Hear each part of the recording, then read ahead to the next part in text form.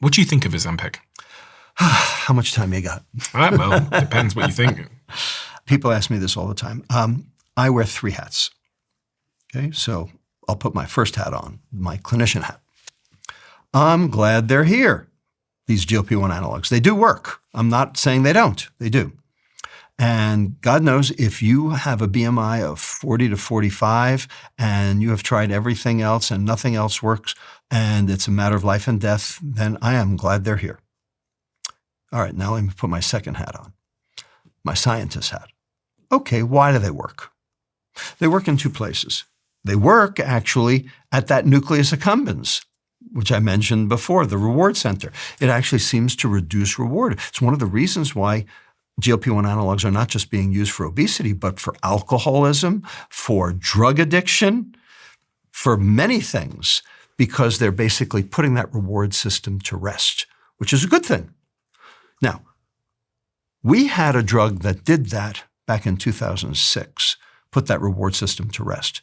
It was called rimonabant, trade name Acomplia. And what it was an anti-endocannabinoid. It was an endocannabinoid receptor antagonist. It was the anti-marijuana drug. It was the anti-munchies drug. And so it caused weight loss. And it got released in the European Union. The EFSA approved it in 2006. And within 2 months of its hitting the market, there were 21 suicides. Okay? And the reason is because if you suppress reward, ain't no reason to get out of bed in the morning. Okay? Now, the good news with these GLP-1 analogs is we've been looking for the suicide signal and haven't seen it. But we also looking for the depression signal, and we see that a lot. So it does seem to be having the same effect, maybe not as severe as rimonabant, but nonetheless, that's a downside for sure. Okay. Now, the second place it works, GI tract. It delays gastric emptying. It slows food going through the alimentary canal, especially the stomach. Okay? That's why it works, because you can't eat more if your stomach's still full, because it didn't move it along. Okay, that's good, sort of, except it gives you all the side effects. The nausea, the vomiting, the pancreatitis, the gastroparesis, stomach turns to stone. 3.4% of all people who take GLP-1 analogs get gastroparesis. And guess what? When you stop the med, the gastroparesis doesn't go away. And there is a lawsuit against Novo Nordisk right now over gastroparesis from GLP-1 analogs. Not so good. In addition, you lose weight. Okay, what kind of weight? Turns out half muscle, half fat. Now, losing fat's good. Losing muscle is not. Losing muscle is actually a risk factor for early demise. Sarcopenia is a risk factor for early demise. Now, what else causes loss of equal amounts of muscle and fat? Starvation. And that's how the damn medicines work. They're causing you to starve. Well, that's not the best way to do this, people. Also, only 1/3 of people who take GLP-1 analogs actually respond. 2/3 don't. They don't tell you about those. They're only telling you about the responders. And as soon as you stop taking it, all the weight comes rushing back plus some. Because you've only band-aided the problem, you haven't fixed the problem. Also, not such a great thing. And then finally, let me switch to my third hat, my public health advocate hat. Now, I did say these drugs work. 16% mean weight loss. True. Okay? If everyone in America who qualified for a GLP-1 analog got it, that would be $2.1 trillion to the healthcare system, which is currently $4.1 trillion. So that would be a 50% surcharge over what we're currently paying, and Medicare is going to go broke by the year 2029 anyway, without it. So you're going to put another 50% on top of that? How the hell are you going to pay for that for a 16% weight loss? Conversely, if we just got added sugar out of the diet, out of the American diet, to the level of USDA guidelines of 12 teaspoons of added sugar per day, no more, we could get a 29% weight loss and save $3.0 trillion. That's a $5.1 trillion swing for double the weight loss and no side effects. Which one do you think is better? Yeah. That's how I clear. feel about it. There was a recent animal research study that suggested that things like Ozempic, semaglutides, reduced cocaine self-administration in rats by roughly 30% during treatment and cut their drug-seeking behavior by 62% after a period of abstinence, which speaks to some of the things you were saying there about GLP-1s, Ozempic's role in the reward pathways in the brain. Yep. So it's interesting. It's interesting. Very interesting. But what is that saying? It's saying that in these rats, if they were given these GLP-1 antagonists, these Ozempics, these semaglutides, they were less likely to be addicted to things. Yeah. I mean, to cocaine. I wouldn't say less likely to be addicted. They're already addicted. They're basically choosing not to continue to consume. And again, we don't know if they're addicted. They're rats. But their behaviors suggest that they're reducing the consumption of the addictive substance. And what is this suggesting? This means that the GLP-1 is doing what? Well, number one, maybe the reason that they're not consuming more is because their stomachs aren't moving. If your stomach's not moving, you don't want to take any more, do you? Maybe, yeah. Maybe it's that. We don't know. That's one possibility. There's no question that the nucleus accumbens has GLP-1 receptors. The ventral tegmental area has GLP-1 receptors. And I actually gave a talk at the California Society of Addiction Medicine on Ozempic. So we know what the data show. We're still researching this and trying to investigate it, figure out what it is. That also wouldn't explain the alcohol story because alcohol is not food. It's liquid. So it's a little different, and it definitely reduces alcohol consumption. So there does seem to be an effect. Understanding what dopamine does from what you said earlier, it would appear that then these like GLP-1s, the Ozempics, are dampening dopamine's release in some way because the rats, when you talked about motivation and dopamine, the rats are less motivated to go and get more cocaine. Correct. And that very well may be a good thing. And for certain people, I think we can absolutely use that phenomenon to assist them. Perhaps that will be a good way to help with drug interdiction. Could that also mean that I become less motivated, period? Yes. That's not good. Yes. That's what I'm worried about. Going back to Jenny and Dave. Jenny and Dave both have a little bit of extra weight on them. We've talked about, really interestingly, the whole idea that serotonin, connection, love plays in a tremendous role. And stress. And so Jenny and Dave now, they're going to be thinking about their relationships and friendships and going to that run club as a way to help them downstream with addictions and other things they're struggling with. Is there anything else that Jenny and Dave, who represent the typical American, need to know to maybe shed some of that body fat? Number one, ultra-processed food is obesogenic.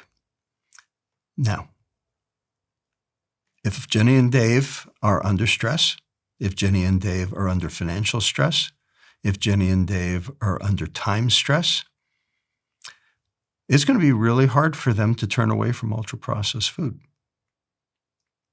So don't expect their weight to get any better until they fix their diet.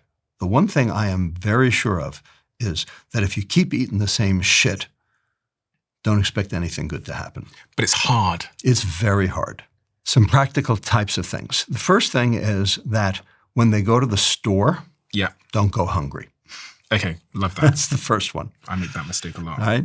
The second thing. Why? Let's give some context there. Oh, because if they're hungry, all bets are off. They're done. Because they're more likely to reach for the bad stuff. For the bad stuff. Because the bad stuff's calling to them. And by the way, the bad stuff's on the end caps of each of the aisles of the grocery store. And in the middle?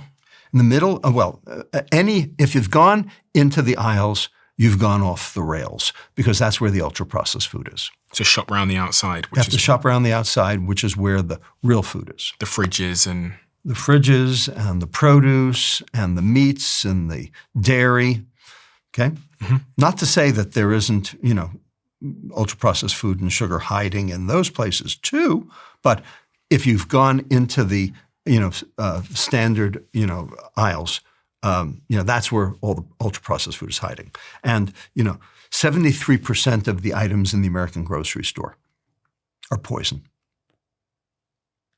So if you go into the grocery store, you already have a problem. So the first one is don't go hungry. The second one is to stay on the outside of the supermarket. Yeah. Anything else for Jenny and Dave? And most importantly, I don't want them to have to read food labels because that's kind of, out of bounds. Okay. But they should basically, if a food has a label, it's a warning label. That's how they should look at it. Okay. And if any food has a sugar in the first three items, the first three ingredients, it's dessert. That's how they should look at it.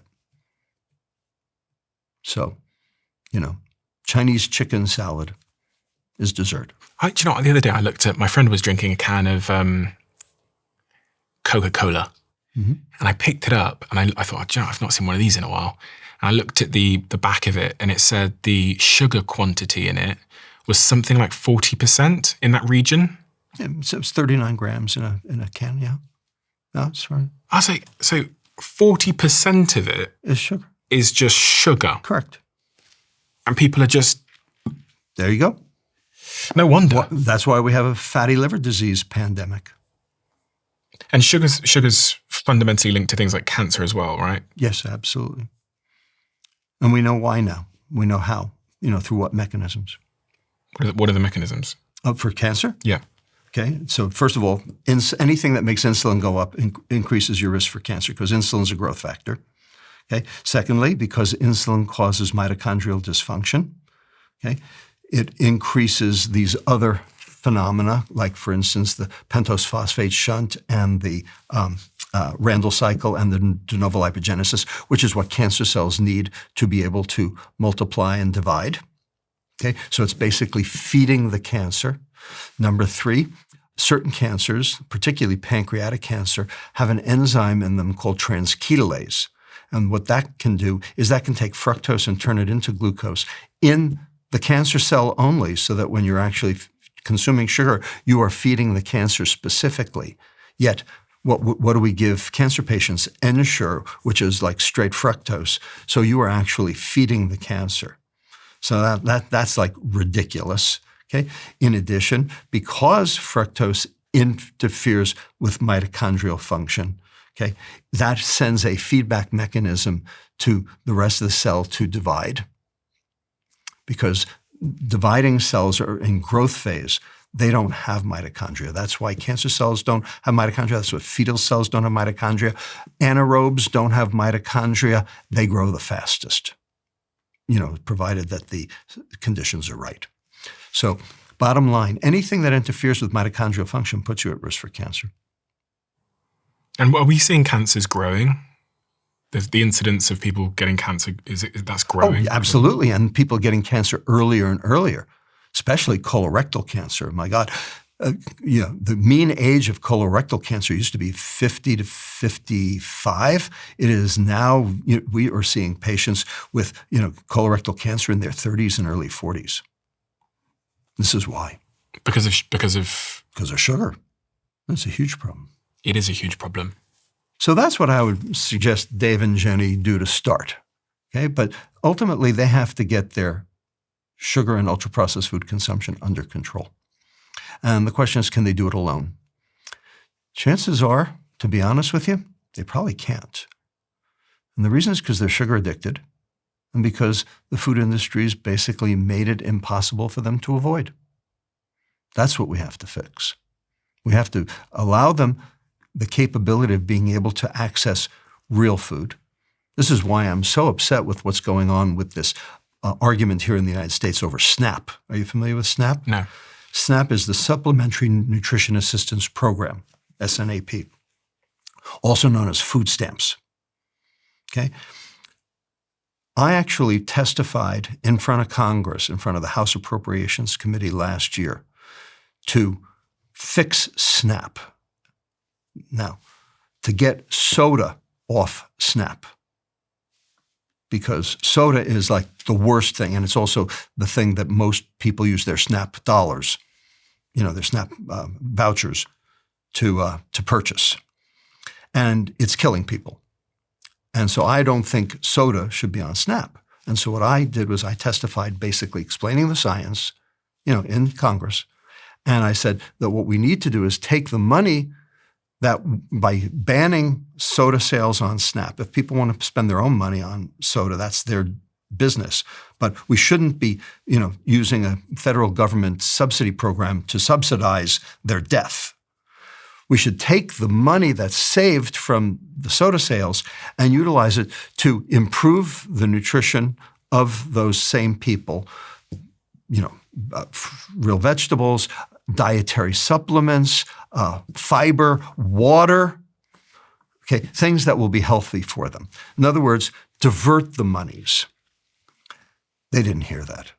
The Republicans are trying to basically gut SNAP. They're trying to get rid of it as an entity entirely. And if they can't gut it, they will basically make it so that they take the soda away, which is good, except it's not going to improve the rest of their nutrition, because they're basically just going to take that money and repocket it. So how you set these legislation agenda items up is super important. And right now, this government's not doing it. If you love the Diary of a CEO brand and you watch this channel, please do me a huge favor. Become part of the 15% of the viewers on this channel that have hit the subscribe button. It helps us tremendously, and the bigger the channel gets, the bigger the guests.